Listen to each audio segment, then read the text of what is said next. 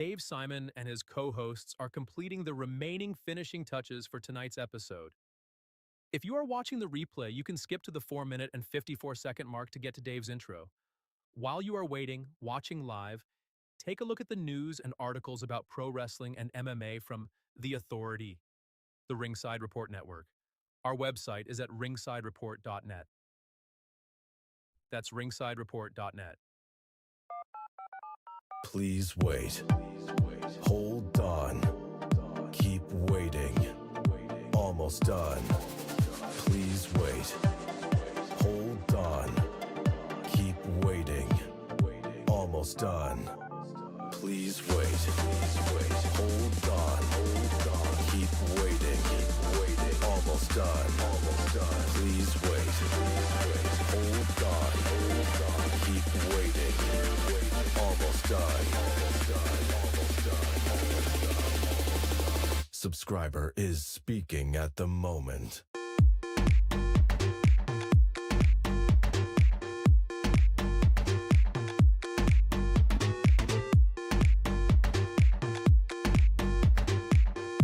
Subscriber is speaking at the moment.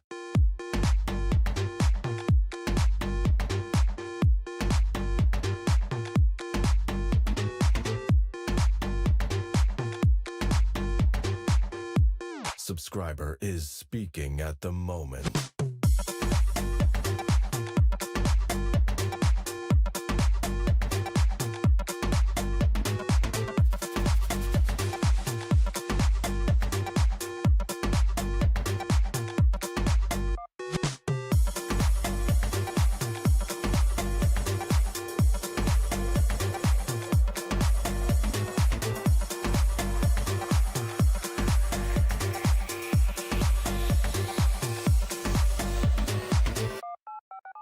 Please wait.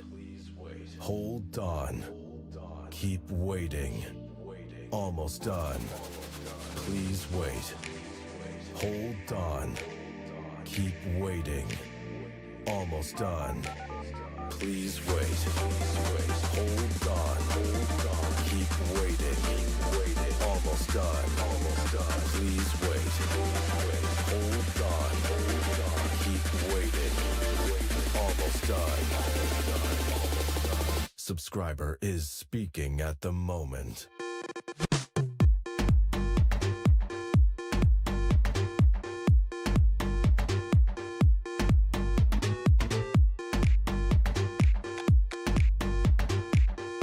Subscriber is speaking at the moment.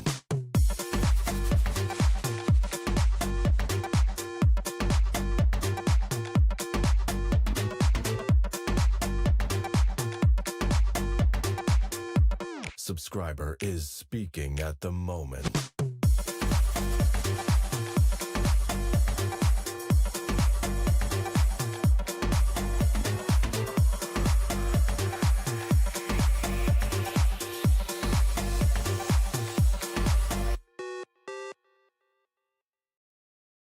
Welcome to today's broadcast from the Ringside Report Network. We are a viewer and listener-supported creative team. We would really appreciate it if you became a recurring supporter at membership.ringsidereport.net. While you are waiting, watching live, take a look at the news and articles about pro wrestling and MMA, and while there, check out our exclusive merch, including great jiu-jitsu gear from the Ringside Report Network. Our website is at ringsidereport.net. It's ringsidereport.net.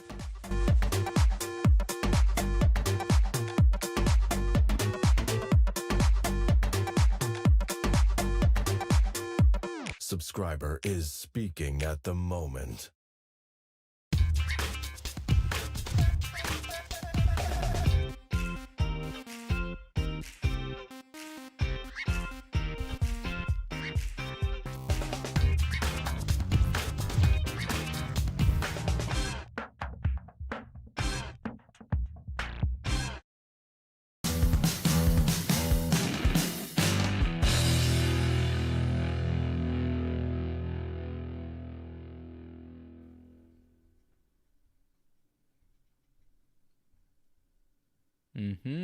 Yeah. Okay, it's Wrestling Uncensored time. Tonight on the show, new matches added for SummerSlam. Roman Reigns back in the WWE, and John Cena was on SmackDown tonight.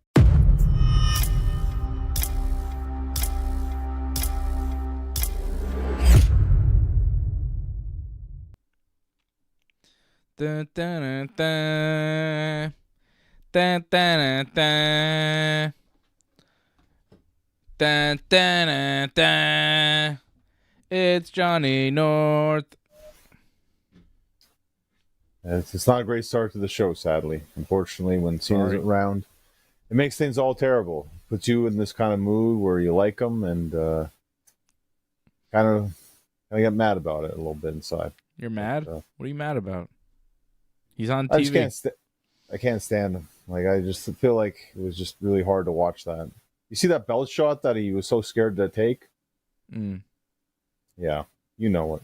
Wasn't Everyone great. else knows it. No, it wasn't great. He said he couldn't do the match at SummerSlam. He said he couldn't be at SummerSlam.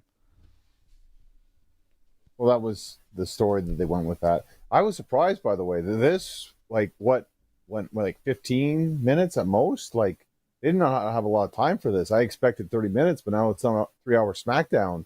So they kind of had to rush this a little bit. So I'm surprised they got it all done in time, but they pulled it off. Yeah. Yeah, they had a lot of long matches that felt like nothing. It kind of felt like a 3-hour SmackDown. When they did that fatal 4-way tag match that just took forever, they went through 2 commercial breaks with that thing. DIY, Motor City Machine Guns, Fraxium, and Andrade and Rey Fenix, who are a tag team for some reason. They won, too, that match, the fatal 4-way, to get a future tag title shot against the Wyatt Six, who are the SmackDown tag champs. That match took forever, and it really felt like a match that would be on a 3-hour SmackDown to eat up time. But no, it was on a 2-hour SmackDown to eat up time. That was the main event of the show, technically, as far as wrestling matches go. I mean, the last segment was John Cena and Cody Rhodes, of course, but SmackDown tonight was not good. I got to give him a lot of credit tonight, because tonight was the first time I feel like maybe since the beginning of the year, they finally started SmackDown off differently. It wasn't that stupid everyone walks into the arena crap that we see every week.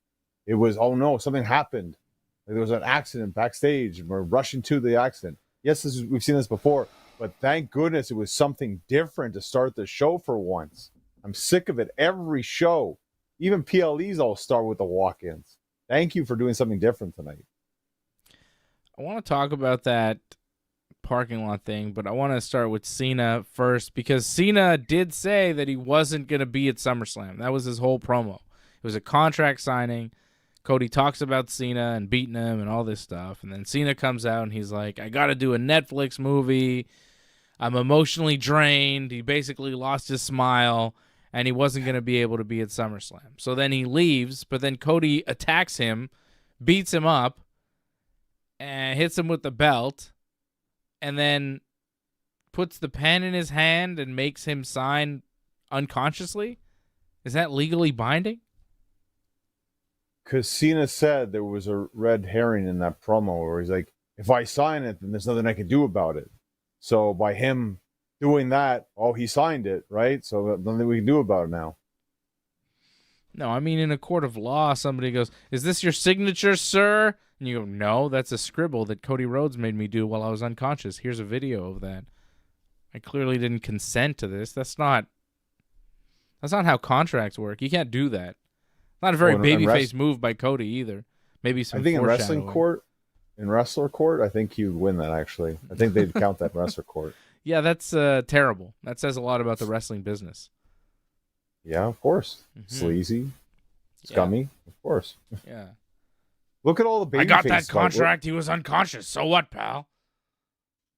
Can rip on a lot of baby faces this week. There's going to be a lot of ripping, by the way. Just a lot of ripping. I just was not very happy. We talked about this, I think, possibly on social media and maybe texting this week. Like, I was not impressed with a lot of things that happened this past week that we saw in WWE. they need a lot of work. Hopefully SummerSlam, they can write the course here, but I wasn't happy with what we saw this past week. Yeah, I mean, they made a lot of matches for SummerSlam.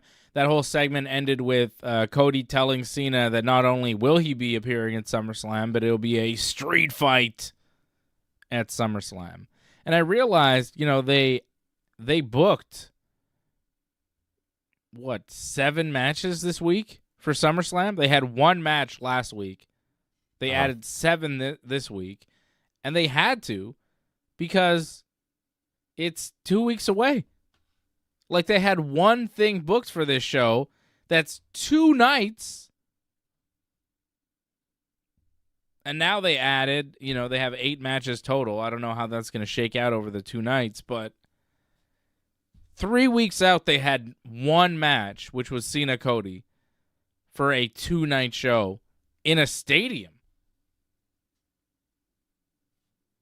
I imagine we've only got half the card so far, actually. I'm expecting much more matches to come in the next couple of weeks. I mean, 4 matches a night is enough for me. Maybe 5 tops. I mean, with the commercials that they pull off, I mean, yes, it's very possible. I mean, they pulled off 4 matches in a 2-hour time slot before or last weekend, right? So they could do it. But I expect to see 6 to 7 matches a night for SummerSlam, I think, because they have the talent. They can pull it off. Yeah, they could do 6 matches a night. Trying to go for less. You're loving this 5 to 4 card event now, huh? Less is more. You're really still burned out on wrestling this past weekend, I guess. It's just too much. They do too much. And then they wind up getting hurt. It's like, well, yeah, because you do too much and a lot of it doesn't even matter because if you just serve me lobster and shrimp every day, eventually I'm going to go, I mean, it's good and all, but can I have some pizza or something? Can I get a salad? You know what I mean? There's only so... that's my problem with AEW, basically, is that, yeah, it's good and all, but, man, if you give me tons of it, I'm going to be full. And I was full after 3 hours. I get full... give me 3 hours of wrestling, and I'm like, oof, thanks, guys, that was nice. That satisfied my appetite. I am stuffed. And then they want to give me 3 more hours. I go, no. Thank you, I'm full. It's nice and all. It's good food they want to give me, but I'm like, oh, I can't eat anymore. You know what I mean? I feel it's more portion control with AEW. That was the problem. Yeah. I trying to make you fat off wrestling.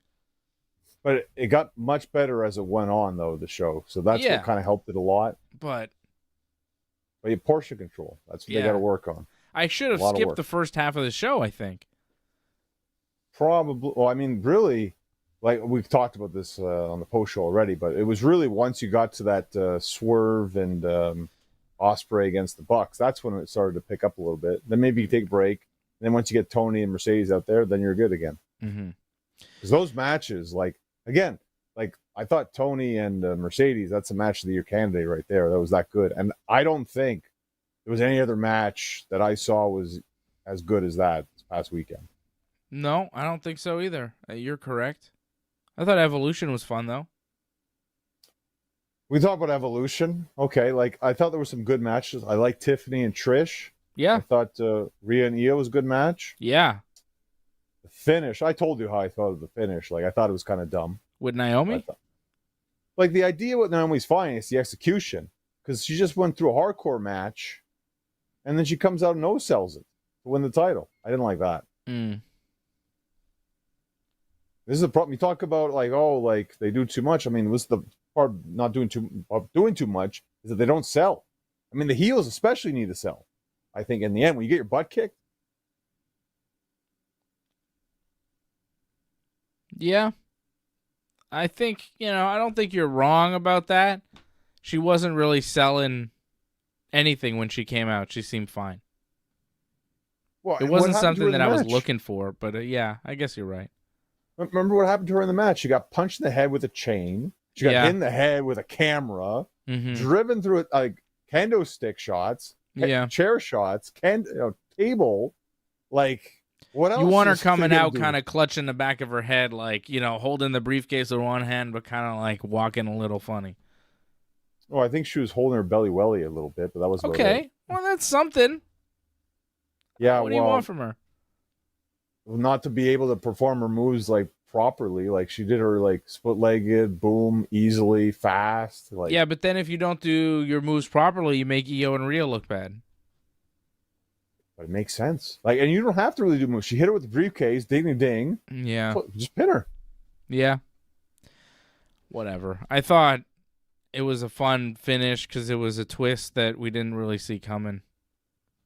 And you say fun. I mean, that's a heel winning, and everyone's happy. You didn't do your job right if that's the case. And they start Raw, you deserve it. You didn't do your job right. I like Naomi. I like Proceed with Caution Naomi, though. I get that you like her, and I thought she did a very good job. But that is the problem, though. If you're supposed to be a heel, supposed to get booed in the end, they're supposed to not like that. They clearly liked her, so it didn't work. Yeah, but I think against Rhea and Io, she might get booed. I think I put less blame on Naomi and more blame on Jade for being a bad babyface as Naomi's main opponent throughout this thing. Jade is not super likable. She's a better heel. And against Tiffany, I think she's definitely going to be the heel. I have no doubt about that whatsoever. That's right.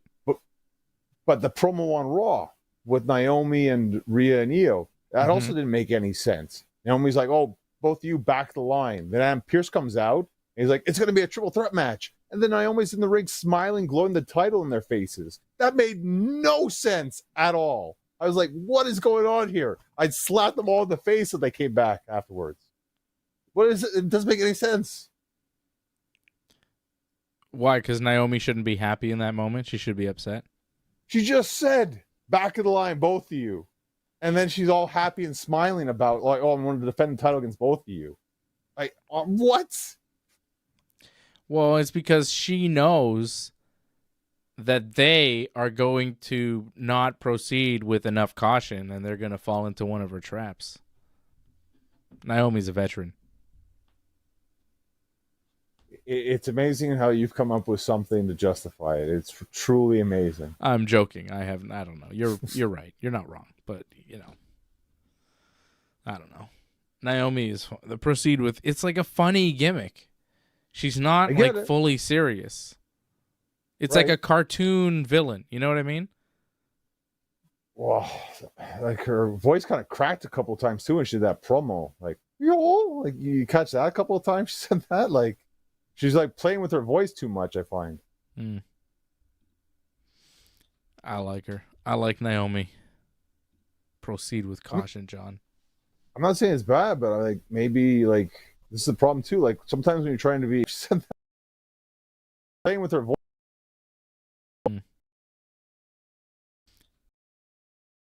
Me with caution. It's bad, but this is be a heel.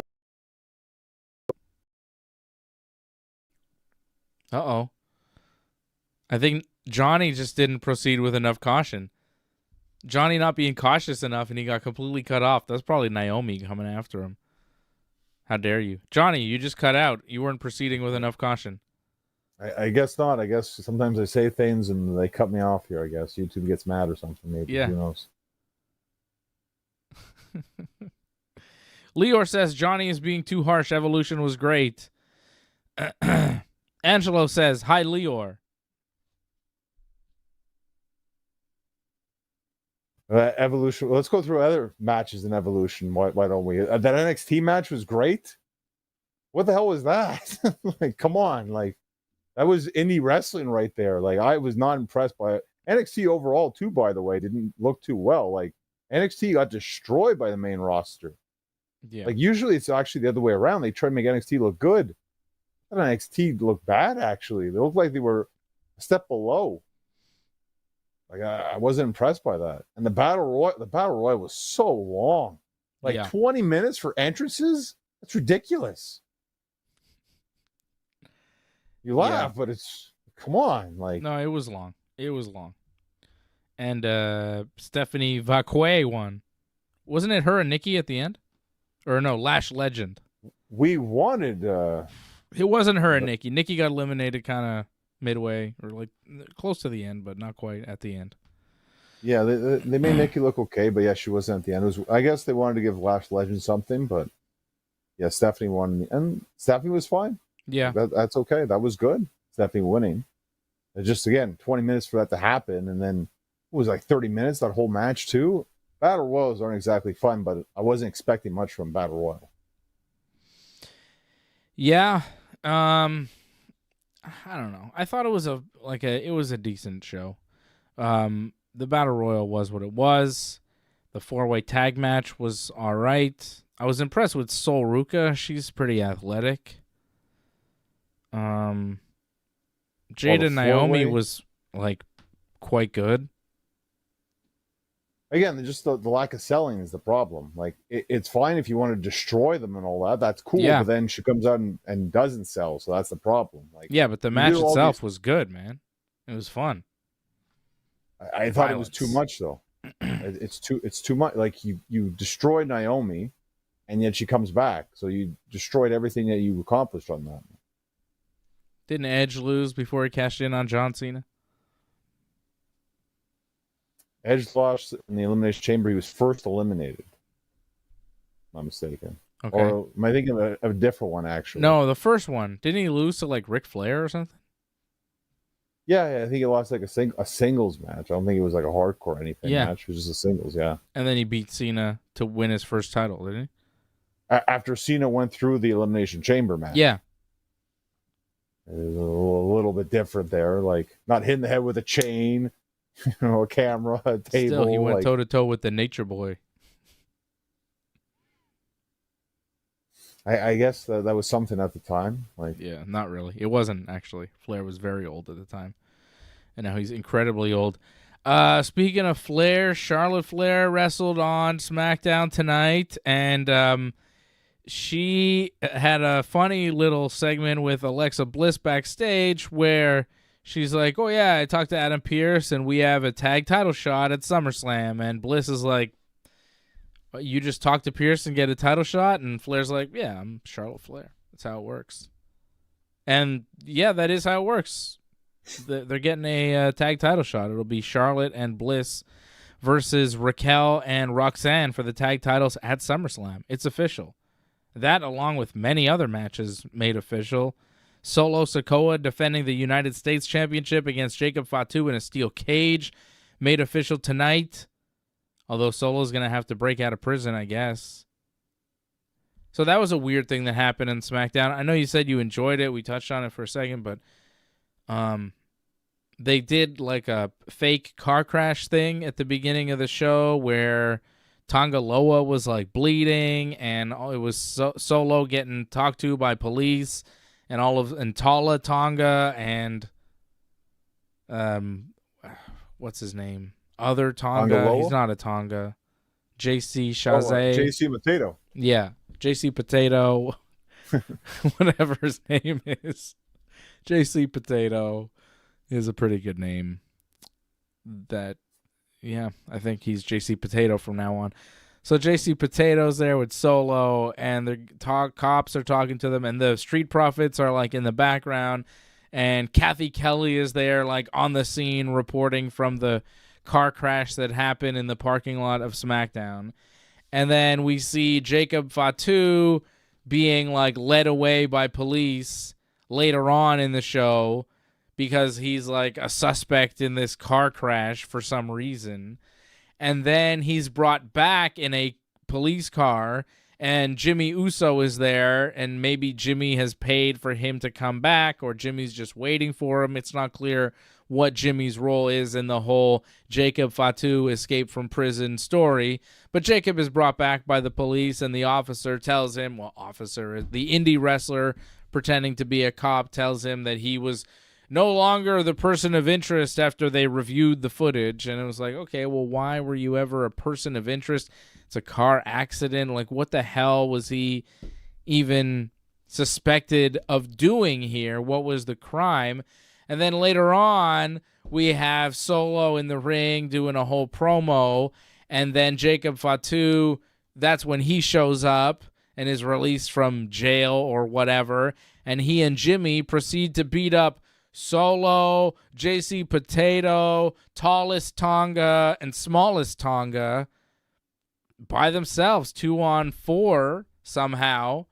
And then Solo and Potato and Tallest and Smallest are all led away by the police who reappear, the indie cop police, indie wrestler police, and they take them away. And for some reason, they're arrested for being in a car accident. I really don't know what the charges are. I mean, knowing the family, drunk driving, obviously, right? But, I really don't know what's going on there. So, yeah, people are arrested. What, you saying, ooh? How many times have Usos been arrested for drunk driving? I mean, it's a cheap shot kind of thing, like it's 3 times. They talked about it in promos. That's not a cheap shot. But... He's their brother. Okay, what am I supposed to understand, John, when they're doing a car crash angle and they're being led away by police? What did they do? Did they drive under the influence? It's a joke. God, take it easy. Sure. It's rough. Just like JC Potato isn't his real name, but it's funny to say it. It's a joke. I think the problem with this whole thing, I think the idea was good. Again, the execution was just lacking in certain points. We were missing key elements. We should have seen the video footage. That would have kind of helped been okay, boom. Instead of the police doing the whole turnaround thing, aha, no, it's going to be you that we take. It shouldn't have been done like that.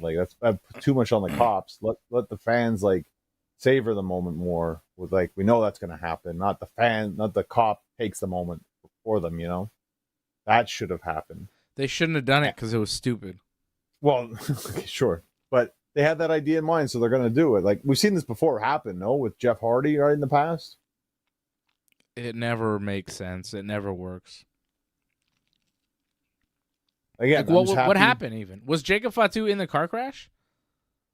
I think the idea was Solo accused Jacob of doing it, but video footage showed that Solo just set it up.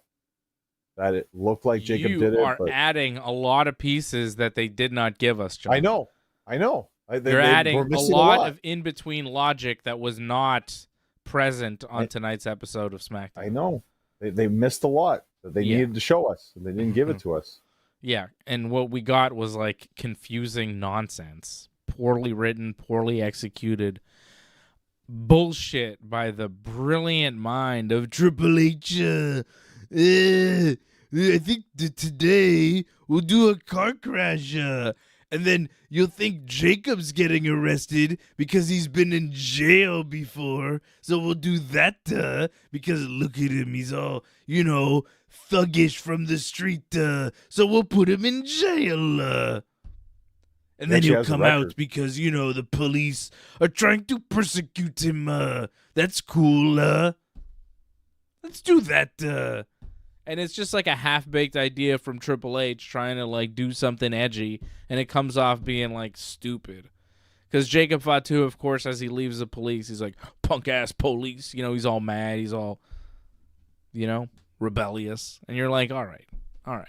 What is this? What are we saying even? It was awful. Well, the main point was to make Jacob and Jimmy cooler, and I think they succeeded in that in the end. What? Did it make? Yeah, because they got to beat up 4 guys. They beat up 4 guys: Tallest, Smallest, Potato, and Solo. So they were cooler in the end. That is a fun group to talk about. Tallest, Smallest, Potato, and Solo. That's who they are now. I wish they were still the Bloodline. The MFTs, it's not a great name. The MJFs? Or the MJFs, sure. Yeah. It's they're not either the name, MJFs or they're the MJFs. JC Potato, Solo Sikoa, Tallest Tonga, and Smallest Tonga. Missing Tommy Tonga. I like, though, that the first they came out, when Solo took the mic, they were chanting OTC at him. So it just goes to show that no matter what he does, he's always tied to Roman. Well, it also helped that he came back this week, Roman, too. So Yeah, but he doesn't have a match yet for SummerSlam, Roman. So let me give you all the matches for SummerSlam, and then I want to talk about Roman for a second. Solo and Jacob will wrestle in a steel cage for the U.S. title. Judgment Day, Raquel and Roxanne defending the tag titles against Alexa Bliss and Charlotte Flair. Becky Lynch defending the Intercontinental Championship against Lyra Valkyria. Lyra beat Bayley on Raw this week. I don't know where that leaves Bayley, but there's that. Naomi defending the women's world title against Rhea Ripley and Io Sky in a triple threat. Super chat. Thank you for that. Gunther defending the World Heavyweight Championship against CM Punk. CM Punk winning the gauntlet match, beating Braun Breaker, who had a very impressive performance, getting some big wins. One was surprising. Gunther now will wrestle Punk for the world title at SummerSlam, which is pretty cool. Randy Orton and Jelly Roll will team up to face Drew McIntyre and Logan Paul. Tiffany Stratton defending the WWE Women's Championship against Jade Cargill. And John Cena and Cody Rhodes in a street fight for the undisputed WWE Championship. Now, you didn't hear me say Roman Reigns there because he's not on the card yet. Now, Roman came back. He helped Punk a little bit. He was more helping Jey Uso, I think, who had come out to help Punk. Punk was getting beat up by Bronson Reed and Braun Breaker at the end of Raw after the gauntlet match. And Jey Uso came out to help Punk, but then Bronson and Braun beat up Jey. And then Roman Reigns returned, and he cleared the ring. And it seems like Roman's setting something up against either Braun Breaker one-on-one or what I think is more likely a tag team match with Jey Uso against Braun Breaker and Bronson Reed at SummerSlam. I think that's where we're headed. The Braun Breaker-Roman Reigns match is something that I didn't realize I wanted to see until Raw this week. I was like, ooh, that would be fun. At this point in their careers would be interesting. But I don't think we're getting that at SummerSlam. Maybe down the road, but not yet. I think it's a tag match, right? Jey Uso and Roman versus Bronson and Braun. Well, I think you're right in the sense where if you had a singles match, Roman versus Braun, that's huge. But you already have like main event matches. So that's just another match on the card. So I think that's a match that should be like a main event.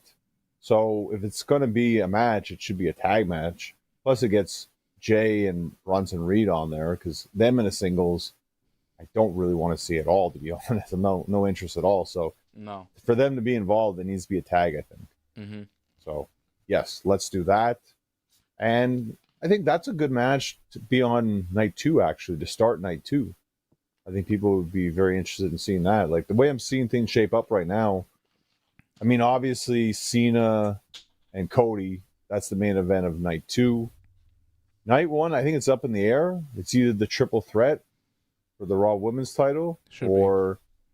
Well, it might be Punk and Gunther, though, because more than likely there's a title change there, I think. I want to say something, John. Uh-oh. I think it's time that we stop talking about women main eventing night 1 and start saying, like, yeah, they're going to main event night 2. Because the more I watch the men wrestle in WWE and AEW, and the more I watch the women wrestle, every show I watch, the women's match is the best match. Every time. Every big show. From Toni Storm and Mercedes to Io and Rhea to Raquel and Rhea in Saudi Arabia. Like every show we watch, we review, it's always the women having the better matches. So why aren't they main eventing night 2 of WrestleMania or SummerSlam or whatever? Why aren't they closing the shows? They're better. The characters are more compelling. Charlotte Flair, Becky Lynch, Io Sky, Rhea Ripley, Bianca Belair, Jade Cargill. It's a golden era of women's wrestling, and there are a bunch of them that I didn't even mention right there. Tiffany Stratton. Like, it's crazy how much talent is in the WWE, in AEW, in the world right now for women's wrestling. It's never been better than it is right now. I don't think anyone could argue that women's wrestling has ever been in a better position than it is in right now in 2025. Because the pay-per-view, the PLE, whatever, it is aptly named. It is an evolution. Because up until very recently, women weren't really wrestling like that in wrestling. But now, for the past, what, John? 10, I mean, how long has Charlotte really been around? 10, 15 years? At least 10. So for the past maybe 10 to 12, 15 years at most, it's been like, oh no, this is wrestling. So they're getting better, and there are young women that are growing up seeing this, and like, it is an evolution. They are getting way better, and the characters right now, and it's like, they have so much talent. There's so many huge stars on their roster in the women's division. And you look over at the men's side, and it's like, they're not really doing as much. They're not really as compelling. And again, I think it should be merit-based. I don't think we're alone when we review these shows where most of the time the women's match is the better match. You know, there's like 8 matches on the card, 6 of them are men, 2 of them are women, and one of the women's matches is probably the best match of the whole show. And it happens like a lot, man. It's been happening a lot for the past couple years, 2-3 years. You know, WrestleManias, all these big shows, All In, all the big shows. It's the women's match that is the best match. So at what point do we go, they're main eventing night 2 because the men aren't as good? At what point do we go, yeah, it's the world title and this is the men's world title? You know, like, we're still treating it like, it's like, well, main eventing night 1 would be really good enough for Rhea and Io. And it's like, they should be main eventing night 2, I think. And Cena and Cody can main event night 1 because we've seen that before. And really, the match is going to suck. So why don't we have the big match with the big stars, with the big title on the line, which is actually going to deliver in the ring instead, main eventing night 2? Why don't we have those matches actually headlining the card? Why don't we focus more on the women's wrestling? Because at this point, they're the most entertaining ones. I watched Evolution and I was like, this is fine. This is all right. And it makes you think, like, wow, look at all these stars they have. They really didn't bring many people back from the past. They used current roster talent, and they had enough depth to do it, which you couldn't really say the first time around when they did it. They brought back a lot of people. But this time around, you're like, wow, they got a lot. And then you see people like Sol Ruka, and you're like, oh, they have people, more of them coming up. Super chat. It's time. Like, it's time for the shift to totally happen, I think. And you know me, John, I'm always ahead of these trends in wrestling. It may not happen today, may not happen tomorrow, but it will happen. It will happen. It's bound to happen. And if I were to book SummerSlam, I would book Rhea and Io and Naomi as the main event of night 2. Cena and Cody can go on night 1. Rhea Ripley, man. The thing is, you're basing this off the merit of who's got the best wrestling match. No, not just that. No, are you going to tell me Rhea Ripley isn't as big a star or close to Cody Rhodes? I think Cody's bigger than Rhea? Yes. Reaction-wise, you think? I think slightly, but he is bigger. But I think a lot of that has to do with the positioning that the WWE puts him in. Sure, of course, but he still is. Like, yeah. And look who he's against. But, yeah, well, Cena, of course, yeah. He's like a classic character. It's hard to. But I'm not saying it's gonna be this year's SummerSlam, right? Like, okay, Right, Cody, right. Cena, I get it. But at some point, a WrestleMania Night 2 is gonna be main evented by women, and it should be, because over time we're gonna catch up and be like, yo, who's really stealing these shows? Who is the best on these cards? Who do we pay money to see? Well, it's something to look back on, actually. The last couple of WrestleMania main events, the women have not been in them at all. Yeah. Yet So, they've had the better well, yeah, matches. but they've had, some of them have very good matches. It can happen without question. But what do they go on? They go on what's the best story. And, What main and event did right Night now, 1 this year? It was a triple threat. It was Punk, Seth, Roman. Yeah, Charlotte Tiffy should have main evented Night 1. I mean, did that really have the best story? It only Yeah. started heating up because they started shooting on each other. Yeah, so it And that did was- have the best story. It was Well, really good. not- It was a lot of yeah, heat. but it wasn't what they wanted, though. So, wasn't what WWE wanted. Yeah. Doug Hepburn dropping a super chat. He says, love the impressions, Dave. After that breakdown of Triple H planning the car crash incident, I no longer have to watch WWE Unreal on Netflix. That's correct. I'm more real than the Unreal. Harold Schneider dropping a super chat as well. Thank you, Harold. He said, as you said many times, AEW has better wrestlers, but not two great storylines. Yep. WWE storylines suck with performers, not wrestlers. Well, so what are they offering, really? Leor says star power, Dave. And he says, has Rhea been in any movies or TV shows yet? I mean, I think, yeah, that's a solid point. You guys aren't wrong.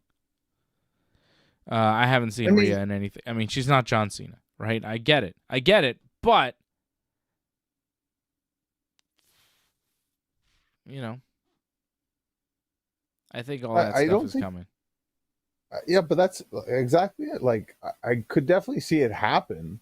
They just need to position it that way, but they haven't done that. They haven't given it enough attention. They give it a little bit of attention that you kind of care, but they don't make it like this is the thing. This is the biggest thing. They haven't really done that. Sometimes they do it, but it rarely happens. Like when we had like Charlotte versus Rhea, that was like the biggest thing, Mm-hmm. and then it didn't even main event. So that was kind of a step backwards for them a little bit. Yeah. And, you know, the way they booked them and the way they booked their stories, you know, you have Rhea and Io and Naomi, like three strong stars in the ring. And their match is booked by them just like yelling over each other and just being like yelly and, you know, and then Adam Pearce having to come in and be like, ladies, you know, here's this dude coming in. Let's have some order here. Your match is at SummerSlam. It's like, and you never see like two dudes like screaming over each other and then Adam Pearce coming out like, gentlemen, don't stop talking to us, you know? That doesn't happen. They don't treat the men like that. It's like a very, but if you notice, it's a demeaning thing, you know? And if you notice, WWE does that a lot. They do that a lot with the women, where they just end one of their little promos with them just yelling at each other, talking over each other, and then a man coming in and going like, ladies, let's not have a cat fight here. And you're like, you know? Well, it's just how they book them. Like, I'm telling you. You know, you had all women wrestlers, you had all women referees, ring announcers, but the commentating was still all men. So the voice is still men. Yeah. So don't forget that. That's just the way it is. It's not going to change just because it's the way it is with WWE. They're getting progressive, but they aren't completely there yet. And who was in Gorilla running the show? Any women? I imagine Stephanie hanged around. No, I mean she came out. I mean she's not. Yeah, but she's not like. How many producers? You know how many people that actually work for WWE running the show were women? Ooh, yeah, I don't know about that. Not too many. How many people who actually have a say in anything creative-wise in WWE are women. Yeah, that's a good point. They got rid of Warrior's wife, right? Like, she used to have somewhat of a say. Whatever that was. It was something. She was there. She was Put her there over. when Vince was there, and then when Vince left, she left. Well, that's business for you. That happens. Don't mix business with pleasure, pal. So Evolution happened. And SummerSlam will happen. A lot of matches. Bron Breakker had an impressive performance. Like, he is something else. Good. Tremendous athlete. Yeah. Really good and really just getting better. Getting better in his character, understanding what people want from him in a promo. The matches are high impact. Every time you see him in these big spots, like, he shines.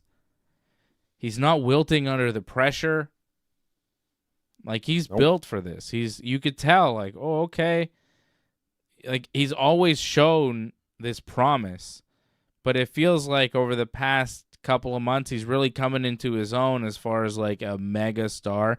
And it really is, the affiliation here with Heyman and Seth and the whole group. It's put Breakker on a new level. And he really looked good here in this gauntlet match. He beat Penta, and then he beat LA Knight. And I don't think he had any help from Bronson Reed to beat LA Knight, right? He just beat him? Just beat him. Yeah. After Straight up beating clean. Penta clean. I mean, they're pushing him, so it makes it. But they kind of said LA Knight was hurt though from the Seth Rollins match, which is kind of weird, whatever. But okay, How was fine. he hurt from the Seth Rollins match where Seth Rollins like busted his knee mid-match? I don't know if they actually did or not, but they're saying he did. But I guess wrestling Seth, being Seth, it takes a lot out of you. So I guess that's their. Yeah, it's reason. tough though because the optics on that, like, whatever. People go, oof. Bron just beat LA clean after beating Penta. Like, I'm surprised they didn't use Bronson Reed earlier because they also used Bronson Reed later on. Right after. Against Jey Uso, right in front of the referee, and then commentary is like, oh, it's no disqualification, so he can do that. And I'm like, it is no why is it no disqualification in a gauntlet match? Shouldn't he just be disqualified and then the next person come out? Yeah, I think Heyman was supposed to distract the referee, but he forgot, or something happened where there was a miscue and the referee was supposed to be distracted, wasn't. Right. And they said that because, yeah, there's supposed to be disqualifications, but I guess they just threw that in there. Maybe they forgot to distract the referee too. That's possible, but yeah, that was weird. It's too bad. And if there's no disqualifications, why doesn't Bronson Reed just come in and start beating people up with Bron Breakker and then just help him the whole way? Why is he just like trying to do things, like little things outside the ring?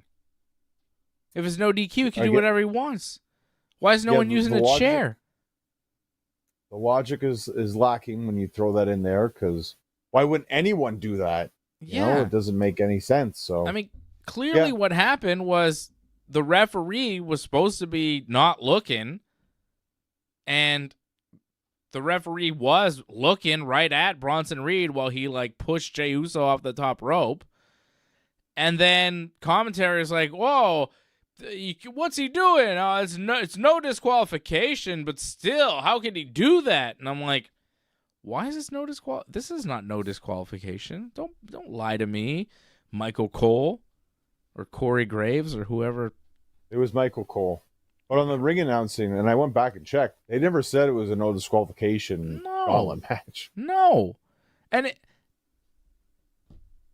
wouldn't that have come into play in the earlier matches or late after that in some way? The only non-traditional thing that happened, like outside the rules thing that happened throughout the whole gauntlet match, which took a long time, was the Bronson Reed thing. I think this goes to show WWE uses the interference too much. They got to cut back on that a little bit. They got to cut back on the interferences because they do it all the time. It's a bit of a crutch for them. And they got the referee bumps too. Like Karma kind of got them in the butt a little bit. Like they bumped Charles Robinson in Saudi Arabia, then they bumped him at Saturday Night's Main Event, and he cracks a rib. Like you can bump refs, but they're not supposed to be pinballs. You can't bump them around too much. Eventually, they're going to break, and that's what happened. Yeah, and they do so many like interference things that they forget they have to distract the ref to do it. That's how wrestling works, but whatever. So Punk got a distraction from Jey Uso, winds up beating Braun Breaker with a GTS and wins. And then Roman Reigns came out and all that. Punk Gunther. Punk lost to Cena in Saudi Arabia when he went for the WWE title. Now the World Heavyweight title at SummerSlam. I don't know. Probably not, right? I think he's about to win, and then Seth's going to cash in. I think that's the plan. Like, I don't think it's a real injury with Seth. No, me neither. Because I watched it over a couple of times, and it's like if he's hurt, it would have been on the follow through, or the roll, not the follow through. Actually, like the roll is where that kind of looks weird, but when he lands it, it's like he's fine actually. But yeah, I don't buy the injury at all. I was buying it at first, but then I saw him talk about it afterwards, and it didn't feel right. He was evaluation too. He was like hosting some sports show or something. I saw a clip of him talking about it, and it was like, we don't have we don't know what it is. I went down to Birmingham, but there was too much swelling, so we don't know exactly what the prognosis is. And I'm like, well, don't you go to Birmingham to get surgery? Why would you go there without knowing what you have? Why would you go to the surgery place without knowing what you even need on your knee because there's too much swelling that you can't tell yet? You're going to go back in a few days and get it checked out, and we'll see. But you're hoping to be back by next year's WrestleMania. That's what you're really like, okay, so you don't know what you have. You don't know how bad it is. You went to Birmingham, Alabama for no reason when that's where you go to get surgery, but you didn't get surgery. So what's actually going on with your knee? It's just very suspicious because we've seen wrestlers have injuries, and the way Seth's talking, it just there's parts that don't quite add up. It's very WWE where like they haven't given him a full story to tell, so he's just like giving him the lines that he's been given, and it doesn't really work. So yeah, I don't buy Seth's injury either, and I think we do see him come back at SummerSlam to do something to Punk. I think you're right. Seth injury thing. Goldberg mad that his send-off wasn't good enough. What a piece of trash. The whole wrestling world just coming down on Goldberg, which is great because every time Goldberg is mentioned, I completely obliterate him and shit on him because he's the worst. So, yeah, it's nice to see everybody hating Goldberg this week for being just a complete ungrateful piece of shit that we've always known that he is. He was mad that his big retirement speech got cut off, even though he got to come back, have a world title match with Gunther in the main event, at Saturday night's main event. It's more than most good wrestlers would get, and he's not even that. So the fact that he would complain and be mad and just such a dick, such a piece of shit, saying that, I laughed when Gunther chopped me because I was so surprised it didn't hurt. I just broke character. I wasn't like, no, you're trying to show him up. You're trying to act tough. You're trying to not sell and laugh to be like, oh, look how tough Goldberg is. Everybody thinks Gunther's big and bad, but look at me. It didn't hurt. I couldn't believe how much it didn't hurt. I had to laugh. And I'm like, you're such a dick. Unprofessional piece of shit. WWE should not have given him a match. His last match should have been at WrestleMania 20 against Brock Lesnar, taking a stunner from Steve Austin, getting the fuck out of the wrestling business forever. He is an embarrassment. He ended the career of the greatest wrestler of all time. He is forever a piece of shit. And for him to go out like this, where he complains about his retirement party given to him by WWE, and then the wrestling world proceeds to shit on him, is exactly how he should go out, being remembered as a self-centered, egotistical maniac who thinks he's way tougher than he is and is actually a piece of shit human being and should not be respected or loved by anyone except his family. Well, I'll stick up for Goldberg here because obviously What? you're not going to whatsoever. How dare you? Look, like when you make a deal with someone, you hope that they're going to uphold their end of the deal, and they clearly didn't. Now, would it have been the hardest thing in the world for them to actually air that whole speech on Raw? Would that have been so difficult? I don't understand why it never aired. Because, maybe it sucked. No one they put it out on their YouTube channel. They put it out on all their social media. That's enough. They don't have to air it on Raw too. It's enough. It's enough. And look, sometimes the guy in the wheelchair cuts the promo on you and the show goes off the air before you get a chance to get your super kick in. Shit happens. Right, and then I think they aired it afterwards, if I'm not mistaken. But that's a totally different thing. So we're not really going to get into Brett and Sean as we always do. You got the reference. Yeah, I got the obscure Brett and Sean references you always catch, brother. Yeah. But like in the end, like I was happy with the match. I thought, again, it's not the greatest match in the world, but I think it was the best you could have possibly done. I think it was the best Gunther could possibly done. And Goldberg put over Gunther, saying that he was very happy with what he did, and like he even said Gunther carried him. Yeah, no shit. So, like, I think he was happy on that part. He just wished WWE did a bit more. I was happy with the whole entrance, like Doug Dillinger, like knocked on the door. Ernest Miller was with him. I think Josh Barnett was with him. His son was with him. I thought that was kind of cool. Like, they made it feel like it was kind of special a bit. I just wish that promo thing could have been done a bit better, but it's not the end of the world. I think he's just saying, like, it could have been better, and he's not wrong. It could have been better, but he still made money. WWE made money. I don't think it's the worst thing in the world, but I think he kind of makes mention that, that's the end for WWE, but maybe not for him. Maybe he'd like to end out on a better note. So I could see him like do his own like tour, the end of Goldberg kind of thing. I could see that happen. Gross.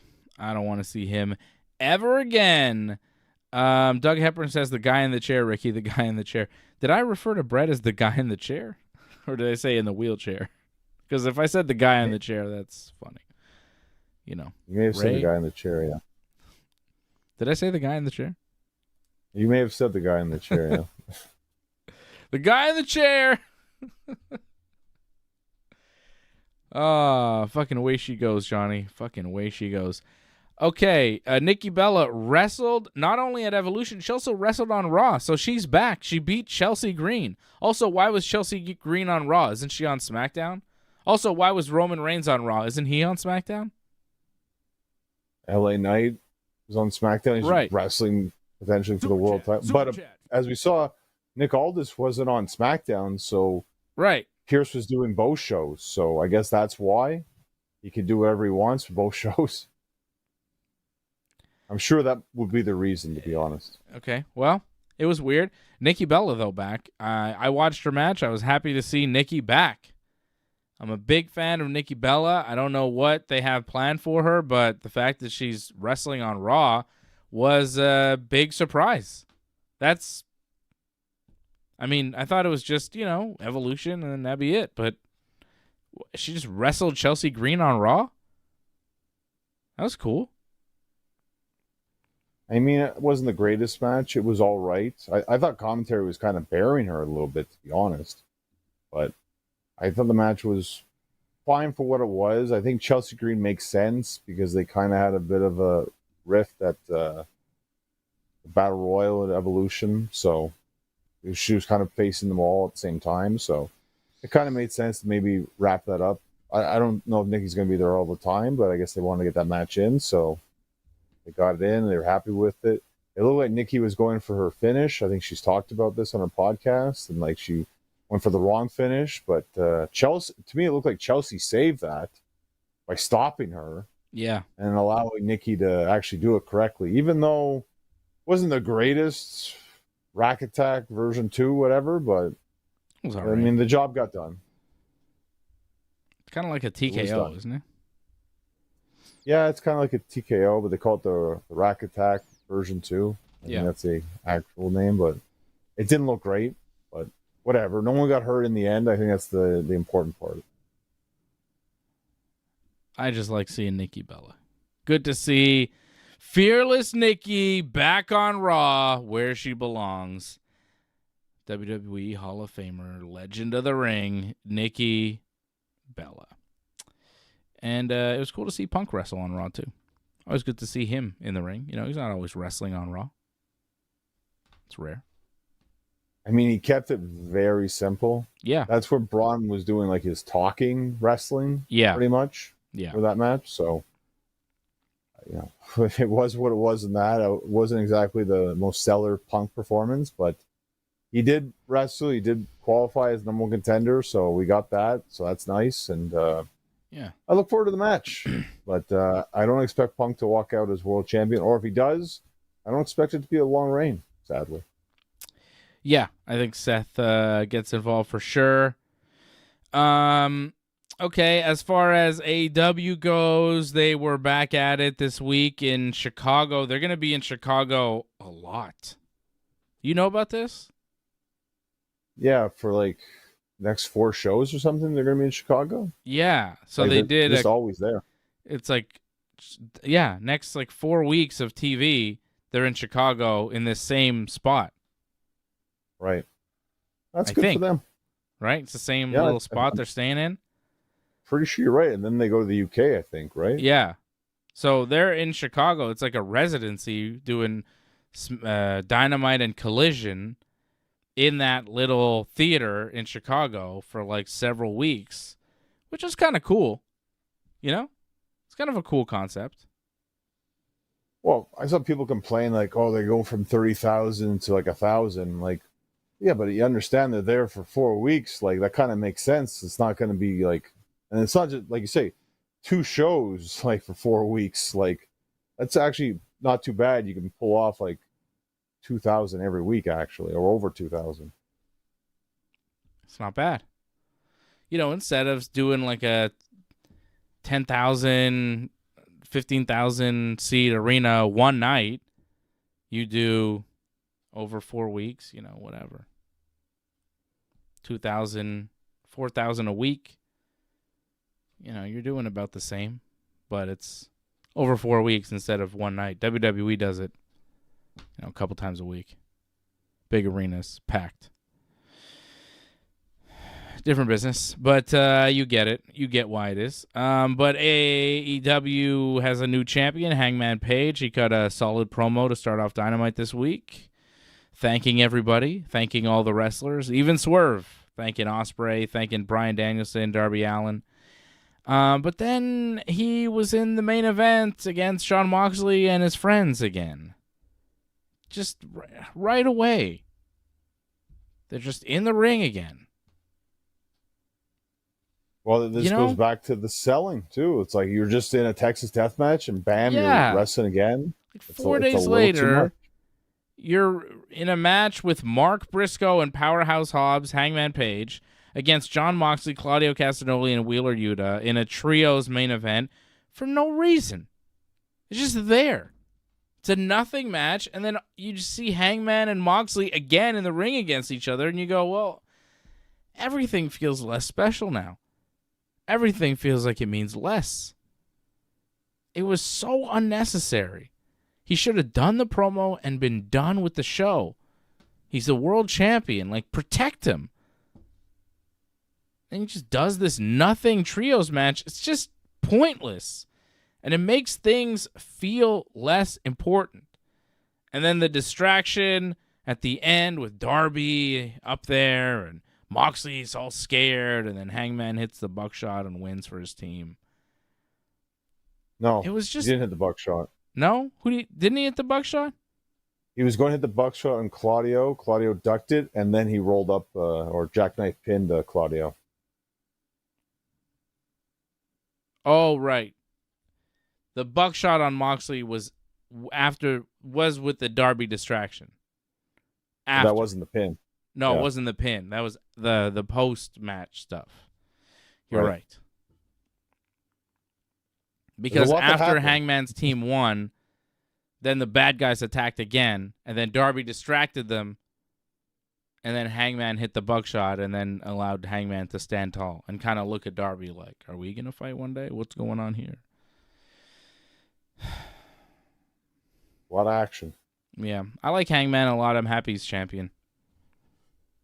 We will get a Johnny North movie review here in a couple minutes. Okada and Swerve seem like they're going forward doing something. Kenny Omega seems like he's taking some time off for a bit. Will Ospreay also banged up, maybe injured, taking some time off. 2 big stars to lose after a big show. Hopefully they're okay. To me, the best part of Dynamite this week was the Edge promo. I don't know what you thought about it, but I thought it was very, very good. I thought it was kind of boring. I thought it told the story very well. The whole thing with Christian. Explained too, like, he didn't come out there to save Christian. He happened to be there. He just wanted to get back at FTR and all of them. That's it. Yeah, but then there was a lot of talk about FTR, and I was like, okay. Well, he just explained the story and the history, and then you had. It was a recap promo. Pretty much. I think you knew that recap because I don't think you remembered a lot of it. To be honest, I remembered Edge. I know what Edge is doing. Okay. He came back. But maybe he wanted to be with Christian. Christian said no. They feuded. Christian was mean. Edge was, fighting him. And then Edge teamed up with FTR. And then FTR turned on Edge. And Edge hasn't been seen really since. 4 months, like you kept saying, 4 months. I mean, it's not that complicated. That's why I didn't love the promo, because it was a recap of things. I was like, yeah, I know. I know this. Oh, now you want revenge on FTR? Okay. Maybe Christian will team up with you to help you get that revenge. Can we get to that? I don't know. I didn't love it. My favorite part of Dynamite was the Young Bucks. I thought they were hilarious. No longer EVPs, just no longer Matthew and Nicholas, just Matt and Nick. I thought their entrance video was super funny when they came out for their match. They have like a crappy entrance video. They don't have pyro anymore. They don't have a nice room anymore. They don't have a limo anymore. They have to drive their own rental car to the building. They're upset about it. They're aligning themselves with Don Callis because they really have nobody else to align themselves with, and they're even unsure of it, but they're going along. I thought the Young Bucks were really funny this week. I thought they were the best part of the show. I was amused by their character change. It was a thing I didn't really see coming. I thought the Bucks were going to remain EVPs, but the fact that they're not anymore and they're kind of like salty about it was amusing to me. That was my favorite part of Dynamite. Seeing the Bucks show up to the arena in their own car like mad, and then the backstage stuff that they did, and then coming out for their match and their entrance. Very funny. Are you a fan that they're back with Don Callis now, it looks like? No, because that match felt like a big pile of nothing. Like, that was another one. I was like, well, what? And it was so bad, too. Like, it's not the Young Bucks' fault. It's AEW's fault. But, like, Don Callis is like, how about you guys join me and, like, we're friends again? And Bucks are like, okay. And then Callis hugs them. And then on the screen, it's like, well, coming up next, it's the Young Bucks, Josh Alexander, and Hechicero, who are 2 guys from the Callis family, taking on Jet Speed, Bandito, and Brody King. And you're like, oh, well, they're already with Don Callis. Like, this is our, like, what? Like, you can't do a thing where it's like, will they or won't they? And then it's like, yeah, they will. And then, oh, here's a graphic because they're actually in a match with these guys anyways. And you're like, wait a second. What do you mean? You know? That was bad. I love the line though that Taz said after Don Callis. He's like, man, Don, like most of the roster's on in your family now. He's like, yeah, it's like 25 people now. He's like, you can have your own show. And then, I wonder what we'll call it. And then Taz's like, I guess you can call it Dynamite because he's not wrong too. We talked about that. Yeah. Oh, it was a good line by Taz. Yeah. But again, that match, like they do a bunch of these like multi-man tag matches that feel like nothing. Oh, they've for weeks they've done the all-star tags. It's terrible. It's like, there's some good spots. Don't get me wrong. But that's like, all it is, man. That's all it is. That's it. It's so pointless. I hate it. And I feels skipped like through most of these matches. I'm not watching them. I understand, but it feels like it's the same thing over and over again. It's just take two guys out, put two guys in, and just boom, repeat the same thing next week. Like that's the problem with the all-star stuff.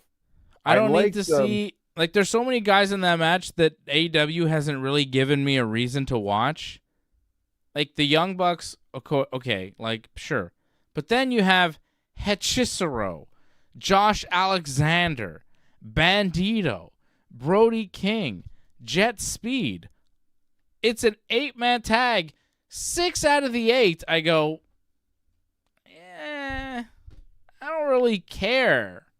I don't really have a reason to care about what they're doing. They're all good at wrestling. They're all athletic in their own ways. But I don't give a shit about anything they do, which is the booking problem, which is the AEW problem, which makes all the athletic things they do, all the risks and injuries and bumps and bruises that they put on their bodies, completely pointless. Except for the check, the check is good, I guess, whatever you're making, but people don't care about just moves. You got to give us a reason to care. And so many of those guys in that match have not given me a reason to care, and I watch Dynamite every week. You know what I mean? I actually watch AEW, and I don't care about any of those guys. Brody King, Josh Alexander, I don't care. Mike Bailey, like, I've met and interacted with, nice guy, good wrestler from here, Montreal, But I don't. AEW has made me go like, oh, yeah, it's Mike Bailey, all right. I don't really care about his tag team partner. I don't know him. So I don't care.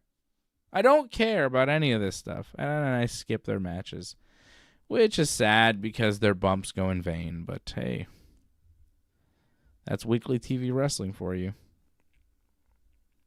I thought the opener was solid. I think it was Dorado against Kyle Fletcher. Yeah, another match that means nothing, that no one cares about.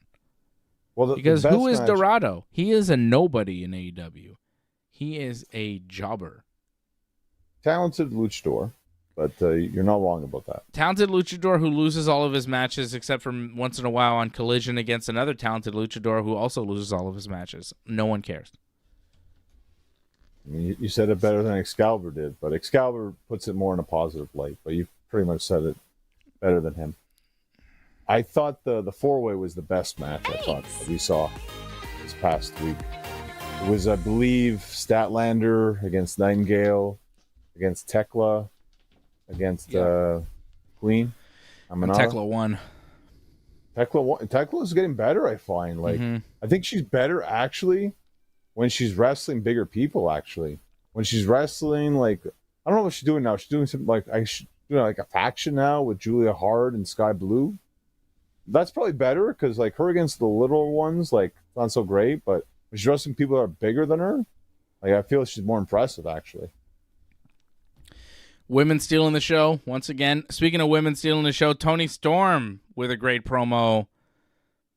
That might have been my favorite part of the show, actually. I did say the Young Bucks, but that Toni Storm promo was pretty cool, especially in that little theater on the balcony. It looked very old-timey. Very nice. Well, Tony's always solid. Yeah. It's funny when we talk about main characters. This is the problem with Hangman. Like, I just don't find he's the main character. He's a good character. Don't get me wrong, but main character? I would put Tony over him right now at this point. I put Kenny over him. I'm surprised they haven't used Kenny more in that main role. They kind of did for a little bit. He's too banged up. Well, yeah, I get that. But I just think people see Kenny more as a main character than Hangman. Hangman's decent. I think a big thing about Hangman, I think he overcame his demons, especially in Chicago. Like, they cheered him a lot. And I saw a lot of shirts that were very anti-CM Punk. And there was that girl that flipped him off that was, like, nice to him. I sent you that photo and all that. So it felt like he redeemed himself in the place that hated him the most. Everybody loves Hangman now. Now they do. I mean, now he's got the ball. Let's see what he does with it. Maybe he will be the main character that I'm not seeing right now. Yeah, I've always seen him as the main character since the beginning of AEW. You know, when you looked at the Elite, it was like, okay, well, Kenny's kind of the guy now. The Bucks are the tag team. Cody's like I don't know, he was something else. But Hangman was kind of like, oh, he's special, and he's up next. And then when they did the first ever AEW World Title match, it was Hangman versus Jericho, and Jericho won. But at that point, you kind of understood, like, oh, like, Hangman's not there yet, but one day he's going to be there, and he's going to be the guy in AEW. And now it just feels like he has reached the top of that mountain. There are still more mountains to climb, but, it's always felt to me like Hangman is kind of like the younger guy in the Elite. He's a little bit lower on the card, but he's super talented.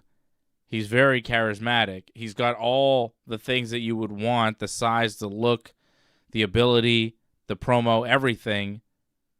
And it's only a matter of time before he becomes the guy. And now that's kind of where he's at. I've always seen it, John. I don't know why you don't. I'm surprised. To me, he's like the main character. Like Kenny, he was already a big star established before he was in AEW. Yeah, it's always felt like Hangman's company. Like he was the superstar. I go back to the first AEW pay-per-view, Double or Nothing. It was 2019, I think it was. And who was in the main event? I don't know, Kenny? It was Kenny and Chris Jericho. Mm-hmm. So that's kind of why, like, I feel Kenny, to me, was the main guy. Like, you could say he was established elsewhere. To me, he was the fresh face of AEW at the time. So I thought he was more of the main character. And the way he was being pushed and then presented, and just his natural charisma, which people could like or dislike, he still has it. So I just felt he came off more as a main character than Hangman at the time, who that whole drinking thing didn't help him whatsoever. Yeah, I mean, he went through a lot of stuff. I think Kenny back then was the main event top draw. Won all the titles, remember that? Yeah, like, yeah. But he was like in his prime at the very top at the time. But over the past few years, we've seen him, out with several injuries and illnesses and stuff. Like, clearly, a lot of the stuff in New Japan and then carried over in AEW, like, it's taking its toll. He's getting older, too. I get what you're saying about Kenny, but yeah, it always felt like you remember when Kenny and Hangman were the tag team champions. Like, that was a big thing in AEW. They got really over through that, and I think a lot of that was about bringing Hangman up to Kenny's level. Like, a lot of that story was like people thought, maybe Kenny was the stronger piece of that team, but we come to understand, like, oh, maybe Hangman is. Like, that was the story being told, and I think they did a really good job doing that, and I think the purpose of that was to get Hangman higher up on the card, to keep moving him up. I think a lot of the fans of the Elite, a lot of fans of AEW were rooting for Hangman big time. Well, I can't deny the work that he's put in. He's definitely had some very good matches, like this past year and this year. Without question, he's definitely earned his spot, and I wait to see what he can do. I mean, again, it's one thing to win the championship; it's what you do with the championship is another. Mm. Hey, Uh-oh.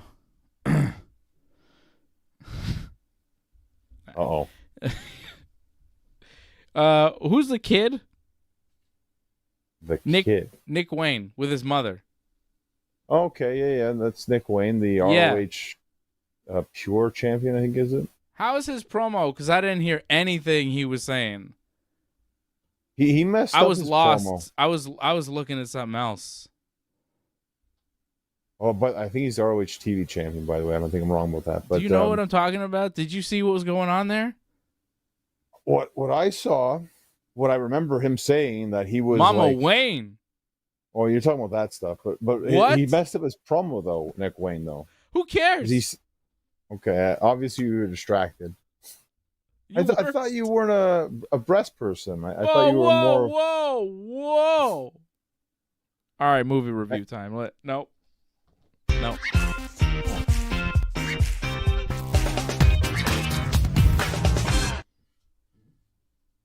You know, it's funny how we go from one thing where Dave doesn't want to talk about women, then we're going to talk about his whole like Jennifer Love Hewitt scandal that he kind of brought up and made into news. I find that became a bit of a story. I don't know if you caught that or not, Dave. But, what did I do?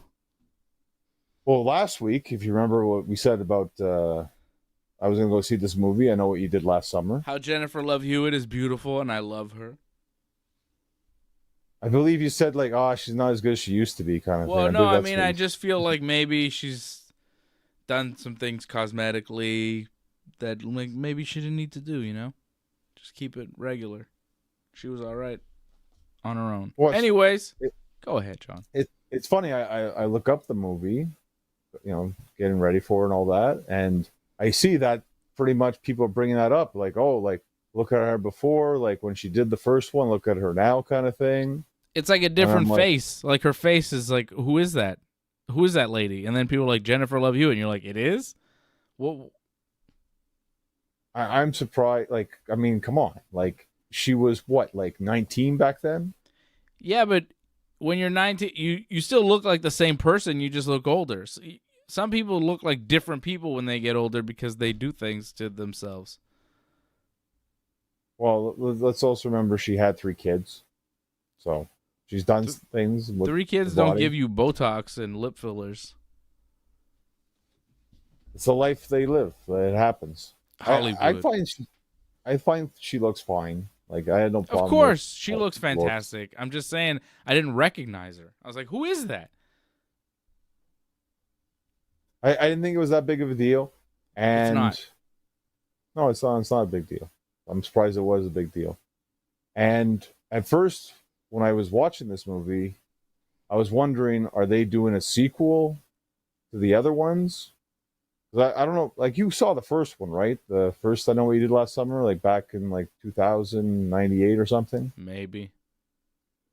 Well, you remember Jennifer Love Hewitt was in it, right? Sarah Michelle Gellar. I remember she was on the poster, I think. I don't know. Maybe she was in. I don't know. I remember Jennifer Love Hewitt being cool.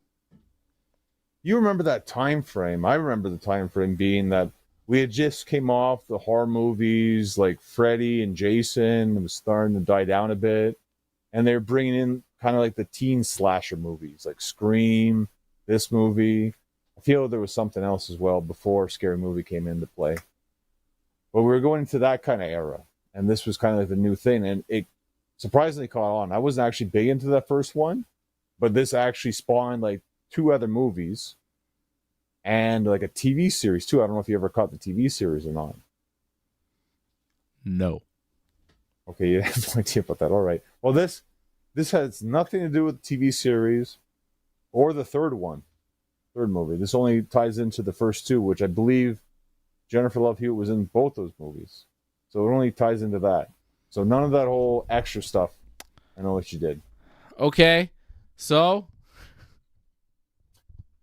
it's very interesting that they there's a lot of fake outs in this movie, where it's like, because you know what happened in the first one, right?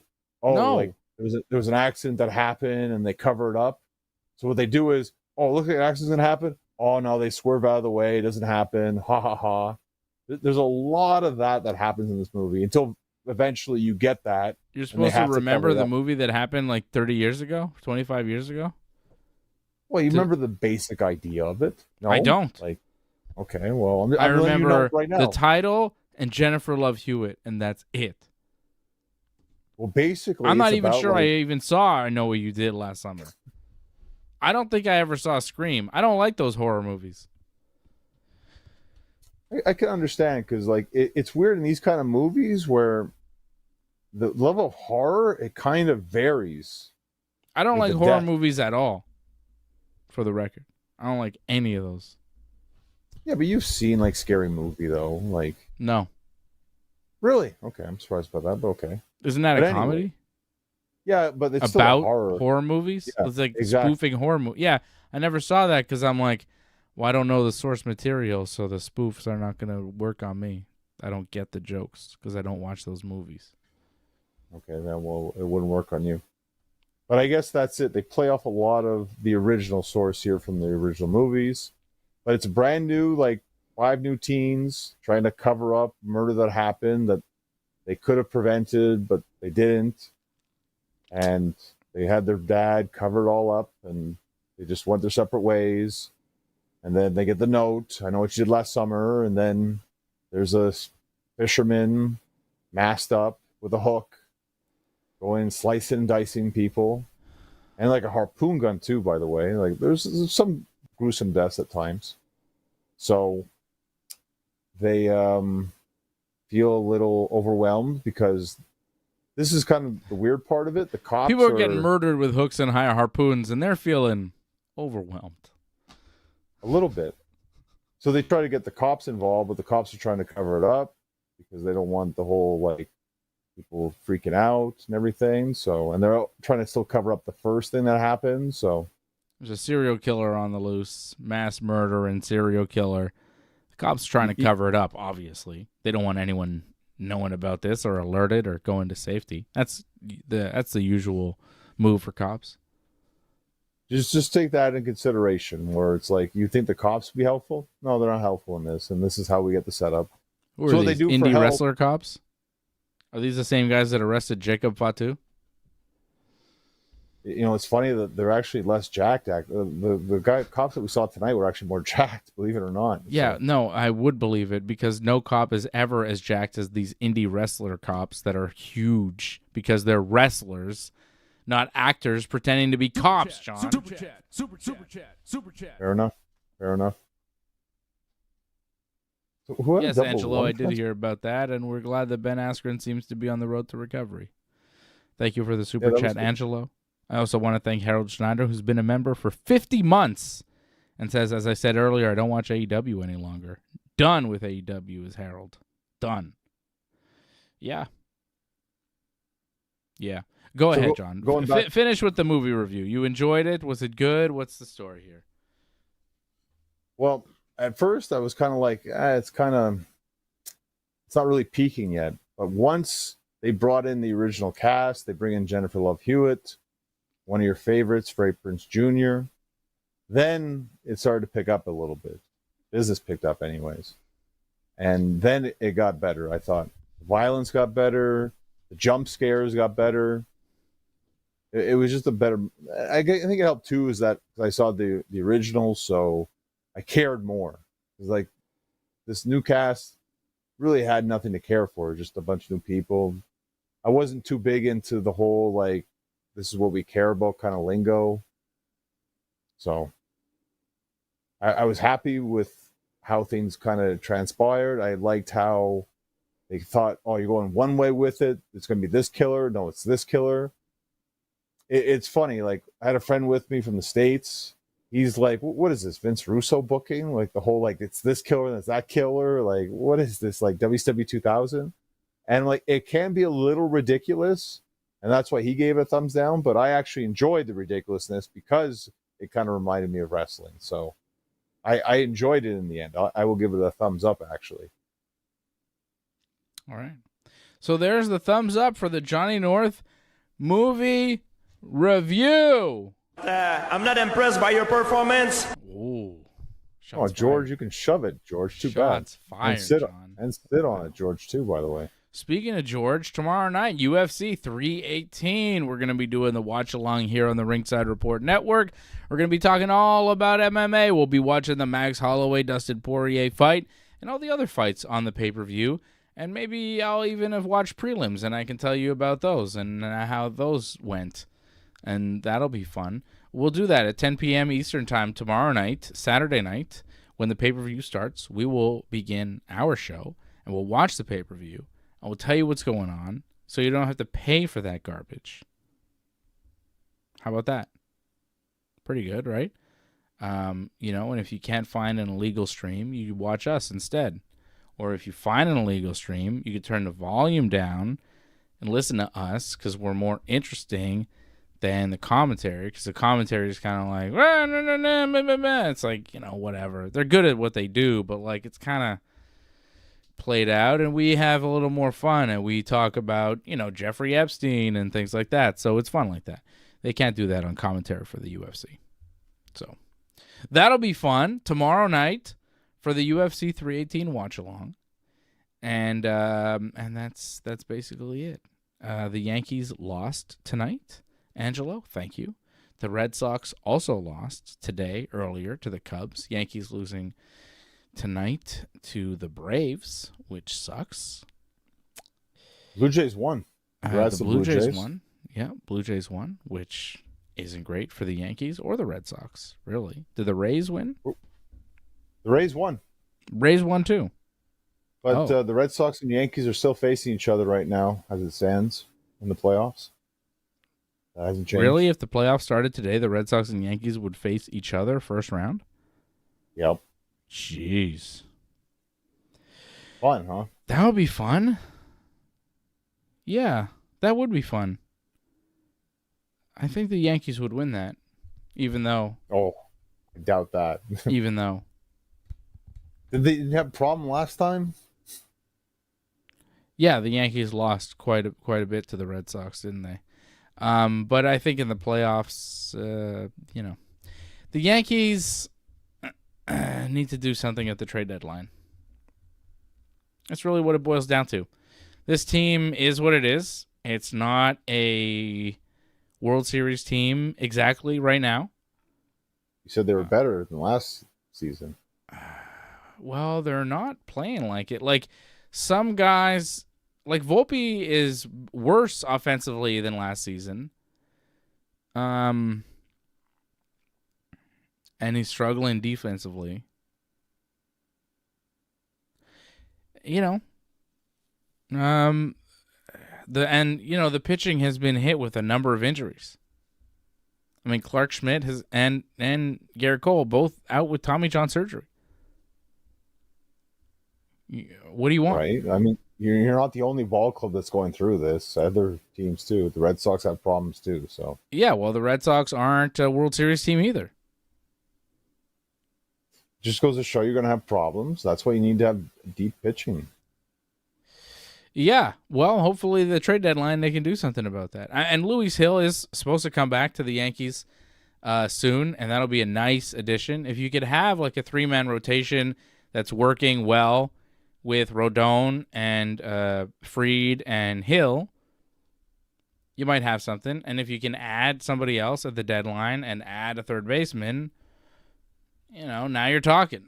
So, the Yankees are always willing to make moves and spend money, and they've got some good prospects. There's wiggle room here. So, I haven't given up hope. There's no reason to give up hope. The Yankees are in a playoff position right now. But yeah, they need to change some things. They need to make some adjustments. The pitching decisions tonight by Aaron Boone were just crazy. Starting Hamilton in like a bullpen game is nuts because you're starting us off losing. He gives up 3 in the first because of course he does, because he's been pitching terribly. It's almost like Boone's not watching the games. It's like everybody that watches the Yankees knows Ian Hamilton is giving up runs and struggling to make outs every time he's on the mound. For the past month, he's been really bad. And then you have your first game back from the All-Star break. You do a bullpen game because you don't really have a starter that can go for some reason, even though everybody's had a break. And you start your bullpen game with Ian Hamilton? I mean, of course we fucking lost tonight, Boone. What the fuck, man? It was We got like Strowman tomorrow, no? No, we have Will Warren tomorrow and Strowman on Sunday. You know what that means? Yanks are getting swept in Atlanta. Atlanta's not a great team. I'm surprised. Like you I say know, that. Wow. but Will Warren and Marcus Stroman are not great pitchers. They're solid AAA pitchers right now. Even then. Like, they're not... I mean, Stroman's been, like, hit and miss, but when he misses, he really misses, and he's awful, and it's like 6 runs in the first, and it's like, what? 1 out, 6 runs, and he's gone. You're like, what happened? There's the game. Good luck climbing back out of this for the next 8 innings. This is going to be fun, except it's not because it sucks, and the Yankees do come back to tie it and then lose in extras because that's what they do. Strowman. And, like, when he's good, he's not even that good. It's like 3 runs over 5 innings, 100 pitches, or not even 100 pitches, 83 pitches, and it's like, all right, that's enough. He's walked 3 guys in a row. The bases are loaded in the 6th, and you're like, he went 5 and a third with 3 earned runs. It's not great. But that's like his good starts, you know? Right. So when he hits, he sucks. And when he misses, he really sucks. So he's not a viable option. Will Warren is the same way, except when he hits, it's like no runs over 7 or 8 innings, and he's looking really good. But when he misses, it's 8 runs over 2 innings, and he's done by the 3rd. And you go, what happened? Like, he is sometimes really solid, but against, shitty lineups. And then if he's against a good team, he's getting fucking smoked. And it's been happening all season, and no one's doing a damn thing about it. They just keep throwing him out on the mound. And I go, we got no other fucking options than Will Warren at this point. What are we still doing here? I understand let the kid play, but maybe let him play in fucking AAA instead of the big leagues. Because he's not cutting the mustard, and it's almost a guaranteed loss every time he steps on the mound. I would say not every time. I'd say 3 out of 4 starts, it's a guaranteed loss. There's that 1 out of 4 where you're like, oh, shit, Will Warren pitched good. Maybe he's turning it around. And then next start, you're like, oh, no. No, that was an anomaly last time. 5 days ago, that was a fluke. This is who he is. What's his fucking ERA? 10? Fucking terrible. I'm telling you got to win 1 against the Braves, though. They won't. That's huge. So losing 3. Maybe tomorrow is Will Warren's good start. You like all this shit talking about Will Warren. Watch him have one of those, 7 innings, 1 run, 8 strikeouts. Could happen. I feel like their schedule's not going to get any easier. So I mean, you got to get. No, they're playing the Jays after this, so they have to win. Will Warren is 6-5 with a 4.63 ERA. Thankfully, the Braves pitcher has a 6.32 ERA, so but he'll probably have a no-hitter through 7 because the Yankees somehow make shitty pitchers look great and make great pitchers look perfect. Ugh. Well, they didn't have too many runs, but that doesn't happen too many games in a row with the Yankees. They usually can get a lot of runs usually per game, so that is at least a positive on your side. They're due for a breakout game in terms of hitting. So, well, I think the Yankees have a better shot at winning tomorrow than your Red Sox. Red Sox are losing tomorrow. The Cubs are tough, man. Like, They're very I see good. why the Yankees have problems against the Cubs. Yeah, well, I mean, they're first in the Central for a reason. They're a very good team. And Imanaga's on the mound for the Cubs tomorrow. He's really good. So good luck with that. Good luck hitting that guy. You know, the Red Sox won 10 in a row. So Yeah. I'm pretty happy with that. I mean, they got to at least win one against the Cubs, but I'm okay if they could only win one against them. Because, again, to win 10 is tremendous. And this is what happened the last season, too. Like, it kind of fell apart in August. So now they got to keep it together somehow. They got to figure that winning formula. A trade or two might help them as well in terms of pitching. Goddamn, Jays are playing the Giants and they still won. Like, what the hell, man?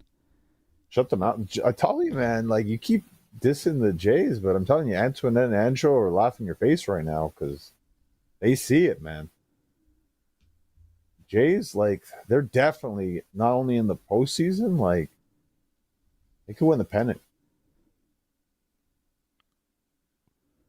What do you mean? Like, you think they're winning? They're going to the World Series? The Blue Jays are going to the World Series. They could. They could.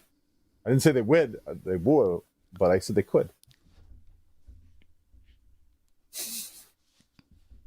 They're going to choke. I mean, They always choke. I don't. Toronto They beat the Tigers. is, like, when it comes to sports, except for the Raptors, that one fluke time, Toronto is choke city.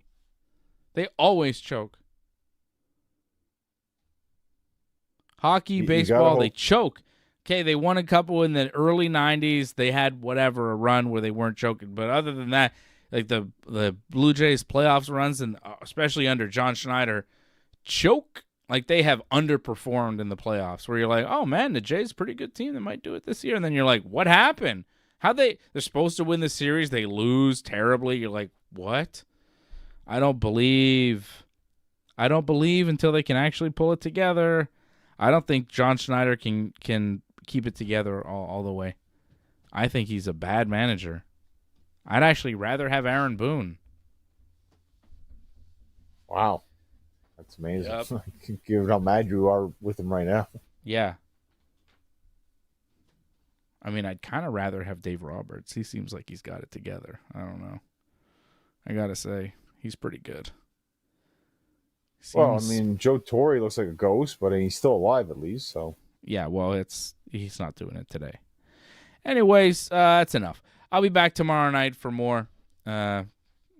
Hopefully I'll hear this tomorrow. Ball game over. Yankees win.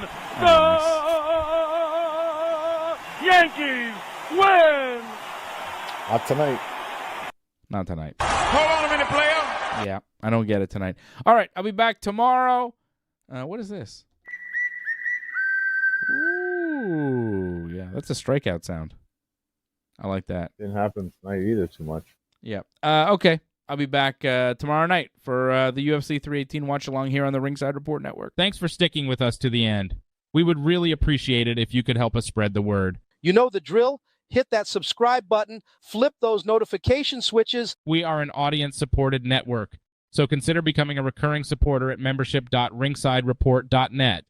Check out our website at ringsidereport.net. Hope to see you again next time, and have a good night.